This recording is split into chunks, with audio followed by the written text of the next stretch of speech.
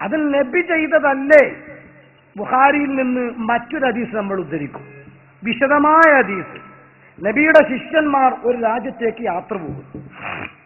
ആ നാട്ടിലെത്തിയപ്പോൾ അവിടെ ആളുകൾക്ക് കൂട്ടത്തിൽ ബഹുമാനിക്കുന്ന നേതാവിന് വിഷം പറ്റുന്നു.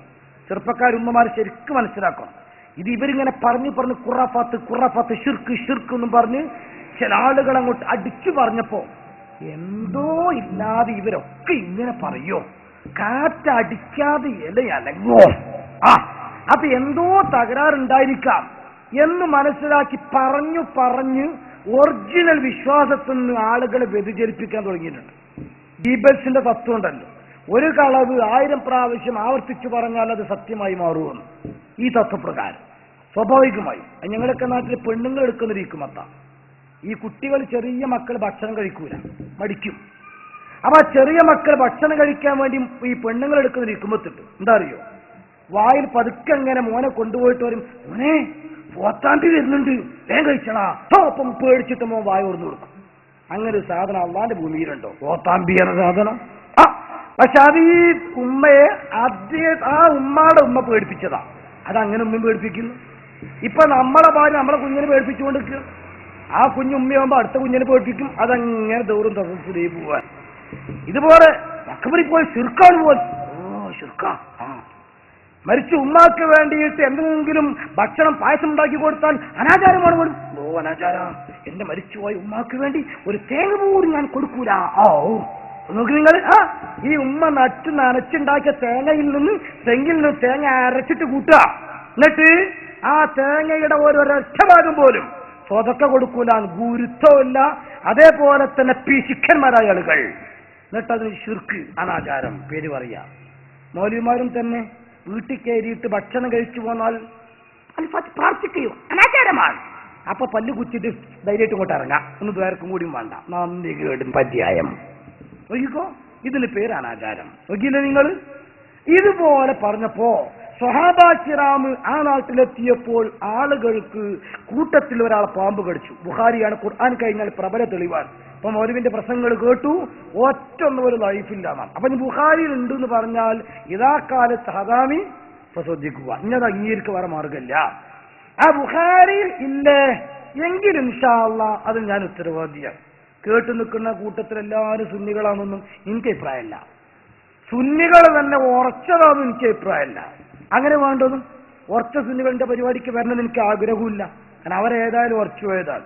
ഇത്ര ദൂരത്ത് ഇങ്ങോട്ട് വന്നതിന് ഇവ വണ്ടിന്റെ വാശി കൊടുക്കുമെങ്കിൽ എനിക്ക് ആഹൃത്തക്ക് എന്തെങ്കിലുമൊക്കെ ഒന്നും ഉണ്ടാവണ്ടേ. അതിന് 4 ആൾക്കെങ്കിലും മാറി ചിന്ത വരണം. അല്ലാഹു തആല അതിന് നമുക്ക് തൗഫീഖ് നൽകുമാറാകട്ടെ. അതുകൊണ്ടാണ് ഈ ഒരു ശൈലി ഞാൻ സ്വീകരിക്കണം. അല്ലെങ്കിൽ പേര് ചീടി നോക്കണം, എനിക്കാണ് പറഞ്ഞു പോയച്ചാൽ മതി. ചില ആൾക്കാർ പറയും പോലെ ചില രാഷ്ട്രീയ നേതാക്കളെ കണ്ടിട്ട് പ്രസംഗിക്കുമ്പോൾ അത് ഭാവിയിൽ നോക്കിയിട്ടൊന്നുമല്ലല്ലോ, ഇയാൾക്ക് ഉറപ്പാ ജയിക്കൂല. അപ്പൊ ഇയാളോട് പറയും, ഞാൻ ജയിച്ചാൽ കാടമ്പുഴക്ക് പാലം കെട്ടിത്തരാം. കാടമ്പുഴ പാലം കെട്ടാൻ പറ്റിയ ഒരു സ്ഥലത്തിന്റെ പേരല്ലേ? കാടാമ്പുഴക്ക് പാലം കെട്ടാം. കരുവാരക്കുണ്ടുകളൊക്കെ മണ്ണിട്ട് നിറച്ചു തരാം. കരുവാരക്കുണ്ട് മണ്ണിരുത്താൻ പറ്റാൻ പറ്റുമോ? അങ്ങനെയൊക്കെ. ഒസംമുട്ടയിൽ ഞാൻ മുടി വളപ്പിച്ചു തരാം. ഒസംമുട്ട മുടി വളക്കാത്ത മുട്ടയല്ലല്ലോ. അങ്ങനെ ചില വാക്ക്, അതല്ലല്ലോ ഇത്. ഇത് പരലോകത്ത് കൂലി കിട്ടണം, ആളുകൾക്ക് മാറ്റം വരണം, അതിനു വേണ്ടിയിട്ട പരിപാടി. അതുകൊണ്ട് ഞാൻ പറഞ്ഞു, ഉദ്ധരിക്കുന്നത് ബുഖാരിയിലില്ല എന്ന് ആർക്കെങ്കിലും അഭിപ്രായം ഉണ്ടോ? ഇൻഷാ അല്ലാഹ് വിശദമായിട്ട് ഹദീസ് ഞാൻ വായിച്ചു. ബുഖാരിയുടെ ഹദീസിൽ കാണുന്നത് ഖുർആൻ കഴിഞ്ഞ 2ാമത്തെ പ്രമാണം. സ്വഹാബത്തിന്റെ കൂട്ടത്തിൽ ഒരാളെ പാമ്പ് കടിച്ചപ്പോൾ, വിഷം തീണ്ടിയപ്പോൾ പല ട്രീറ്റ്മെന്റും നോക്കി, ഒന്നും ഫലിച്ചില്ല. അവസാനം അവരെന്തു ചെയ്തു? ഈ സ്വഹാബാ കിറാമ് ടെന്റടിച്ച് താമസിക്കുമ്പോൾ അവരടുത്ത് വന്നു. ഇന്ന സയ്യിദനാ ഖദ് ലുദിഅ ഫസഅയ്നാ ലഹു ബികുല്ലി ശൈഇൻ സഅയ്നാ. ഞങ്ങളുടെ കൂട്ടത്തിലെ ലീഡറെ, വാർഡ് മെമ്പറെ പാമ്പ് കടിച്ചു. ട്രീറ്റ്മെന്റ് പരമാവധി കൊടുത്തു. പരിയാരം മെഡിക്കൽ കോളേജിൽ അടക്കം കൊണ്ടുപോയി, പരിഹാരം കണ്ടില്ല. ഇനി എന്താ നിങ്ങളടുത്ത് വല്ല ചികിത്സയുണ്ടോന്ന് അറിയാനപ്പോൾ ഞങ്ങൾ വന്നത്. ലാസ്റ്റ് കാല ബാലുഹും, ഒരു കൂട്ടം സ്വഹാബത്തിന്റെ കൂട്ടത്തിൽ നിന്ന് ഒരാൾ എഴുന്നേറ്റു വന്നു. അങ്ങനെ എല്ലാവരും കൂടെ പറഞ്ഞ ബഹളായി പോവും. ഒരാൾ പറയണം. അയാൾ പറഞ്ഞു, ഞാൻ എന്റെ അടുത്തുണ്ട് ചികിത്സ, വിഷം ഇറക്കാൻ. എന്താണ് ചികിത്സ? വല്ലാഹി ഇന്നീല റാഖിൻ, ഞാൻ റസൂലുള്ളാഹിന്റെ ശിഷ്യനാ, സ്വഹാബിയാണ്, ഞാൻ മന്ത്രിച്ചു തരാം. അല്ലോ, വിഷം ഇറക്കാൻ മന്ത്രിക്ക് ഈ ചികിത്സയൊക്കെ ഫലപ്പെടാതെ. പക്ഷെ ഇവരാണെങ്കിൽ എല്ലാ ചികിത്സയും നടത്തി പരാജയപ്പെട്ടതാണ്. ഇനി മന്ത്രമെങ്കിൽ മന്ത്രം, അതെങ്കിൽ അത് ചെയ്യും. അങ്ങനെയാണല്ലോ നമ്മുടെ മുജാഹിദ് പ്രസ്ഥാനം കുടുങ്ങിയിട്ട് ജിന്നെങ്കിൽ ജിന്ന് വരട്ടെ 2 പ്ലേറ്റുകളാ. അപ്പൊ അങ്ങനെയാണല്ലോ അല്ലെ, ലാസ്റ്റ് അവിടെ എത്തിയിട്ടുണ്ട്. അപ്പോ മന്ത്രമെങ്കിൽ മന്ത്രം മന്ത്രിക്കണം. അപ്പൊ സ്വഭാവത്ത് പറഞ്ഞു ഫ്രീ ആയിട്ട് മന്ത്രിക്കൂല, സംതിങ്. വലിയവർക്ക് പൈസ വേണം. ഓഹോ, മാതൃക അവിടുന്ന. അങ്ങനെ ബൈനഹും, ഇവർക്കിടയിൽ മദ്യം പറഞ്ഞ് തീർപ്പാക്കി. ഒരു മന്ത്രത്തിന് എത്ര ചാർജ് നിങ്ങൾ?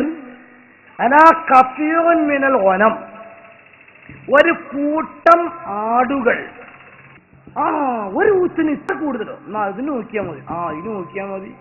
ഊതും പോലെ ഊതണം, അപ്പോഴേ വിഷാട് ഇറങ്ങുള്ളൂ.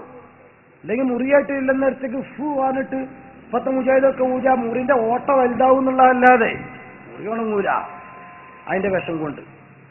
ഇവിടെ സ്വാപത്ത് ചെന്നു മന്ത്രിച്ചു ഊതിക്കഴിഞ്ഞപ്പോൾ കാന്നമാനുഷിത്തമിൻ ഇഖാലിൻ, കെട്ടഴിച്ചു വിട്ടതുപോലെ അത്ഭുതകരമായിട്ട് രോഗി സുഖം പ്രാപിച്ചു. കൂലി ചോദിച്ചു. ഒരു കൂട്ടം ആടുകളെ കെട്ടി. ഞാൻ ചുരുക്കി പറയാ, വലിയ ഹദീസാണ്. തഞ്ചിലേക്ക് എത്തി. കഴിക്കാൻ സമയത്ത് ഒരു ചർച്ച, ഇത് കഴിക്കാൻ കൊള്ളാവോ? മന്ത്രിച്ചൂതിയതിന്റെ കൂലിയല്ലേ, ചോദിച്ചു വാങ്ങിയതുവരെ വിശപ്പുണ്ടെങ്കിലും കഴിക്കാൻ പറ്റുമോ? കാരണം സ്വഹാബത്ത് എന്ന് പറഞ്ഞാൽ കിട്ടുന്നതൊക്കെ കഴിക്കുന്നവരല്ല.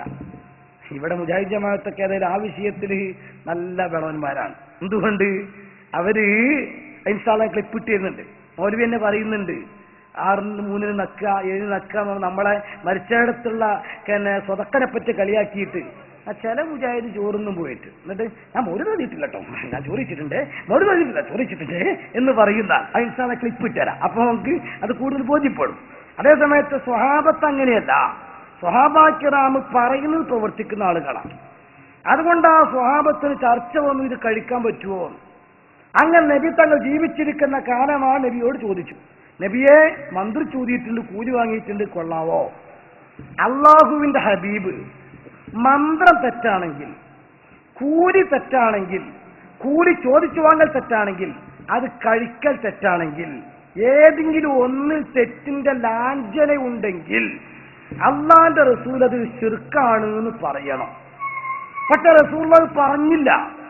പകരം റസൂൽ ചോദിച്ചു, സ്വഹാബ വമാ യുദ്രീക അന്നഹാ റുഖിയ, ഇത് മന്ത്രിക്കാൻ പറ്റിയ സൂറത്താണ് എന്ന് നിങ്ങൾ എങ്ങനെ മനസ്സിലാക്കി? അസബുത്തും ചെയ്തത് കറക്റ്റാ. പക്ഷെ കിട്ടിയ കൂലി നിങ്ങൾ ഒറ്റക്കെടുക്കുന്നത് ഒരു മനുഷ്യത്തല്ലല്ലോ. ഒരു കൂട്ടുകാർ ഒരുമിച്ച് പോകുമ്പോൾ ഒരു സാധിട്ടിയാൽ ഓഹരി ചെയ്യലാണല്ലോ അതിന്റെ മനുഷ്യത്വം. അതുകൊണ്ട് പക്കത്തസിവു, നിങ്ങളത് വിഹിതിക്കണം. പതിനെപ്പോലെ മാഹുംബി സുഹിമിൻ, ഒരോഹരി എനിക്കും താ. കാരണം ഉസ്താദ് ഞാനാ, ഉദിരിസ് ഞാനാണ്, ഇതിന്റെ അസ്ലി ബേസ് ഞാനാണ്, ഓരോഹരി എനിക്കും താ. അങ്ങനെ റസൂലുള്ളാഹി തങ്ങളും കൂടെ ഓഹരി ചോദിച്ചു. അവ ഷിർക്ക് പോയിട്ട് ഷിർക്കിന്റെ ലാഞ്ചന, എന്തോ ഒരു പാൽപ്പൊടിന്റെ പരസ്യം ഉണ്ടല്ലോ, പൊടി പോലുമില്ല കണ്ടുപിടിക്കാൻ. ഇതേപോലെ ഷിർക്കിന്റെ ലാഞ്ചന പോലുമില്ല കണ്ടുപിടിക്കാൻ. എന്താ ശരി, അതുകൊണ്ടല്ലേ മന്ത്രി ചോദിയത്. ആ പാരമ്പര്യം സ്വഹാബത്ത് ഇസ്ലാം കൊണ്ടുവന്ന കേരളത്തിൽ ബഹുമാനപ്പെട്ട ഇന്ത്യ രാജ്യത്തെ ആദ്യത്തെ പള്ളി, the first mosque of India, അതാണ് ചേരമാൻ പള്ളി. ആ ചേരമാൻ പള്ളിയിൽ നിന്ന് ബഹുമാനപ്പെട്ട സ്വഹാബ കിറാം അവരുണ്ടാക്കിയ വിശുദ്ധ ഇസ്ലാം, ആ വിശുദ്ധ ഇസ്ലാമിലൂടെ അവർ കാണിച്ചു തന്ന മന്ത്രം, അതിന് അർഹതപ്പെട്ട മുസ്ലിം ആത്മീയ നേതാക്കന്മാർ അന്ന് മുതൽ കേരളത്തിൽ ചെയ്തു വന്നു. ഏതുവരെ? മുജാഹിദ് പ്രസ്ഥാനം കേരളത്തിൽ വരുന്നത് വരെ. കേരളത്തിൽ മുജാഹിദ് വന്നതോടുകൂടെയാണ് സത്യത്തിൽ മന്ത്രത്തിനെ തെറ്റാക്കാൻ തുടങ്ങിയത്. അത് ഇനി പറയേണ്ടത് ഖുർആൻ നോക്കിയല്ല, മുജാഹിദ് വന്നതോടുകൂടിയാണ് മന്ത്രം തെറ്റായത് എന്ന് അവരെ കൊണ്ട് പറയാം. അതങ്ങി അവർ